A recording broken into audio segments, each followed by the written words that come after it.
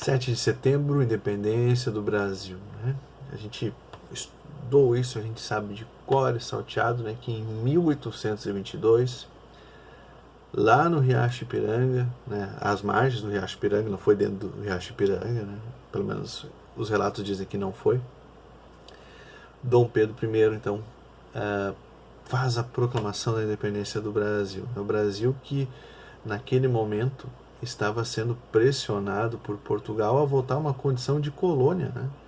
O Brasil que havia conquistado bastante autonomia com a chegada do Dom João VI, que era pai do Dom Pedro I, né, em 1808, né, quando ele vem partindo de Portugal em função das guerras napoleônicas, né? Napoleão estava dominando toda a Europa, né? E Portugal, então, como era parceiro comercial da Inglaterra, e a gente tem que ter presente que os ingleses e os franceses, neste momento da história, eles eram adversários, né? Portugal, né, através do seu representante maior, né, Dom João VI, acaba vindo junto com toda a família, com todo o aparato governamental para o Brasil, né, e depois então ele torna o Brasil reino de Portugal e Algarves, né, o reino de Brasil, Portugal e Algarves, né, e tira essa condição de colônia do Brasil. Ele fica até 1820, 1821, quando estoura a Revolução do Porto, ele é obrigado a voltar para Portugal. O Napoleão já não era um problema mais, né, porque em 1814 ele já havia sido derrotado, né, 1814, 1815, que é justamente quando começa aqui em Capela a paróquia, né, a paróquia de Santana, em 15 de julho de 1814, para vocês notarem como os fatos eles não são isolados, né? A história está acontecendo de maneira dinâmica em todo mundo, né? Claro que a gente não vai comparar a fundação de uma redução religiosa, vamos dizer assim, com o fato do Napoleão, mas como isso para nós aqui é significativo e como na história, é uma história ampla, isso é significativo também, né? Então, passado esse tempo, Dom João volta para Portugal e pede então que Dom Pedro faça o mesmo, né, que retorne, né? Só que há uma aclamação popular, né? E ali no início de janeiro de 1822 acontece então o famoso dia do fico, né? Quando o Dom Pedro diz então, né, se é para o bem de todos e felicidade geral da nação, diga ao povo que fico, né? Então ele acaba ficando no Brasil, né? E a pressão de Portugal, ela continua, ela cada vez aumenta mais, e os poderes de Dom Pedro I, eles acabam tentando enfraquecer, e Dom Pedro tinha uma personalidade muito forte, né?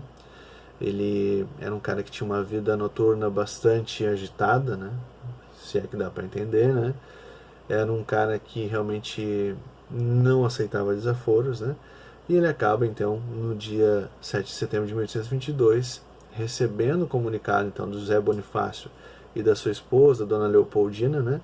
Que o bicho tá pegando, né? Não havia internet, não havia WhatsApp, não havia Facebook, não havia nenhum tipo de comunicação imediata, né? E ele precisa, então, tomar uma atitude. Ou ele volta para Portugal com a cabeça baixa, né? Ou ele faz um ato realmente forte, que é o ato de desprender o Brasil de Portugal, né? Dona Leopoldina tem um papel fundamental nesse processo, né? Porque ela realmente era uma pessoa de uma personalidade bastante estudiosa, né? Falava muitas línguas, estava sempre apoiando o seu esposo, em que pese que comprovadamente ele não era fiel a ela, né? Como o pessoal pôde ver aí na novela Novo Mundo. Claro que a novela ela é romanceada, né? Tem personagens da novela que não existiram, tem outros personagens que trocaram um nome, enfim, até para dar, né, o embalo da novela, do andamento da novela. E Dona Leopoldina tem esse papel importante nesse processo da emancipação política do Brasil também. Falando em novela, né, essa novela foi representada pela Letícia Colin, né, como papel da Imperatriz Dona Leopoldina, e o Caio Castro, né, como o Dom Pedro I, né? E ele não é o primeiro, né, ator a representar o Dom Pedro, né? Tarcísio Meira já representou o Dom Pedro I, né, em 1972, que é uma data importante porque marca os 150 anos da independência do Brasil. Aliás, daqui 2 anos, né, a gente vai lembrar o bicentenário da independência do Brasil, né? E aí a gente tem que cuidar, né, com os ufanismos, com os patriotismos equivocados que muitas vezes acontecem, né? A gente tem que pensar que, sim, a gente tem que ter orgulho de ser brasileiro, né, mas a gente tem que ter esse caráter crítico, né, de poder separar as coisas e efetivamente fazer as escolhas que nos representem e que façam pelo povo brasileiro de fato, né? A Dona Leopoldina, ela é tão importante na história do Brasil que ela está na bandeira, né? A gente aprendeu, né, muito tempo atrás que o amarelo da cor da bandeira representa as nossas riquezas minerais, né? E o verde representa as nossas matas, né, as nossas riquezas naturais, quando na verdade o amarelo representa a casa dos Habsburgos, né, que é a família da Dona Leopoldina, e o verde representa então a casa dos Bragança, né, que tinha como símbolo a cor verde predominante, né.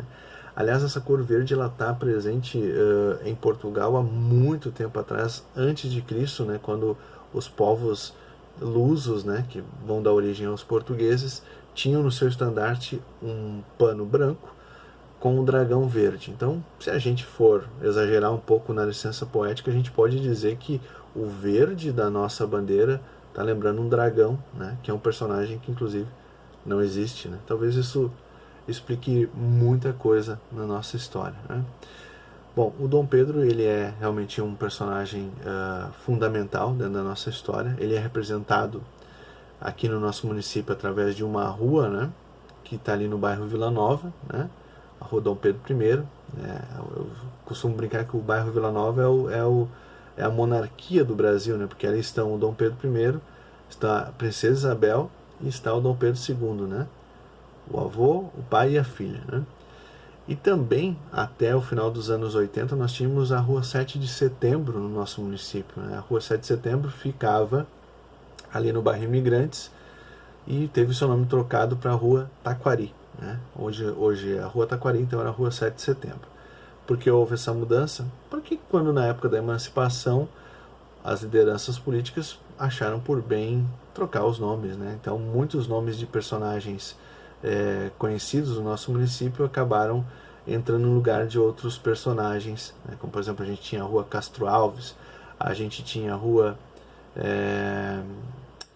Padre Anchieta, todas essas ruas, né, elas acabaram trocando seus nomes para personagens locais, né? O que tem ficado da nossa independência é que é sempre aquele questionamento que acontece quando chega o 7 de setembro, né? Será que de fato o nosso país é um país independente? Será que de fato o nosso país é um país justo, né? Que era isso que sempre nos passaram através da comemoração da independência? Acho que nós estamos em processo, né? E é um processo muito difícil, né? Porque existem pessoas que sim trabalham em prol do povo brasileiro e tem outras tantas que trabalham, né, para os seus próprios interesses, né? E é muito comum a gente ouvir, né, eu ouço bastante isso, né, que a nossa bandeira jamais será vermelha, né? Quando na verdade, por justiça, a nossa bandeira deveria ser vermelha, né? Afinal, nosso nome é Brasil, e Brasil lembra o pau-brasil, do qual se extrai uma madeira nobre, muito cara por sinal, e uma tinta de coloração vermelha, né? Então, se fosse atuar pela lógica, nossa cor deveria ser vermelha. E a seleção brasileira, né, só para a gente ter uma ideia, que joga camisa amarela, né? Essa camisa amarela ela foi idealizada por um gaúcho, né, o Aldir Schlie, né, que acaba então criando num concurso em 1953 a camisa canarinho, como a gente chama, que é esta camisa aqui, né, acaba criando essa camiseta aqui. Aqui a gente tem o símbolo da CBD, né, que é a Confederação Brasileira de Desportos, né, até 1979 o Brasil utilizou esse símbolo, depois passa a ser a famigerada CBF, né, muda o nome, né. O Brasil já utilizou uma camisa vermelha, foi em 1937 no Campeonato Sul-Americano de Futebol disputado na Argentina. Para vocês terem noção do amadorismo que foi, né, Brasil e Peru foram jogar na Argentina. E as duas seleções entraram vestindo branco, né? E como não havia uniforme reserva, como não havia outro tipo de camiseta, né, o Independente de Avejaneda empresta sua camiseta para o Brasil, camiseta vermelha, todo mundo sabe, Independente camiseta vermelha, e o Brasil joga de vermelho. Olha só que escândalo seria hoje se o Brasil jogasse de vermelho, né? Aconteceu também na Copa de 1950, num jogo entre México e Suíça, disputado aqui em Porto Alegre, né, no antigo estádio dos Eucaliptos, estádio do Inter, né, antes do Beira-Rio, né, o Beira-Rio é de 1969, se eu não me engano. México e Suíça entraram em campo usando camisetas vermelhas, né? A mesma coisa aconteceu. Então, como o Inter também é vermelho, não ia adiantar nada o Internacional emprestar a camiseta para o México ou para a Suíça, né? Porque o problema continuava sendo o mesmo, a camisa era vermelha. Então, o Cruzeiro de Porto Alegre, né, hoje com a sua sede em Cachoeirinha, né, o Cruzeiro acaba emprestando a camiseta listrada, que utiliza até hoje, né, azul e branca, para o México disputar aquela partida contra a Suíça. Então, os símbolos, né, todos esses símbolos, camisetas, bandeiras, eles têm um significado que a gente dá para eles, né? A camisa canarinho do Brasil, ela está muito acima da camisa que representa a corrupção, que representa um conservadorismo que nos atrasa muitas vezes, né? Ela representa o povo brasileiro e, no final das contas, esse amarelo representa não as riquezas naturais, representa a Dona Leopoldina, que foi importante no processo de independência do Brasil, né? E a gente dá aos símbolos os valores que eles têm, né? Que a gente possa, nesse 7 de setembro, nessa data tão importante para o nosso país, lembrar os heróis que construíram a nossa história, que também tinham defeitos, né? Se Dom Pedro I, por exemplo, foi um entusiasta do Brasil, da independência, ele foi um cara que ele não era fiel à sua esposa, por exemplo, né? Existiam, né, ou enfim, existem, porque eles não foram destruídos, alguns artigos que diziam que Dom Pedro havia empurrado Dona Leopoldina da escadaria, né, numa das tantas gestações que ela teve, e ela acabou falecendo em 1826 em função disso, né? A verdade é que Dona Leopoldina teve uma vida muito triste, né, devido às traições do marido, devido a todas as provações que ela parava, né?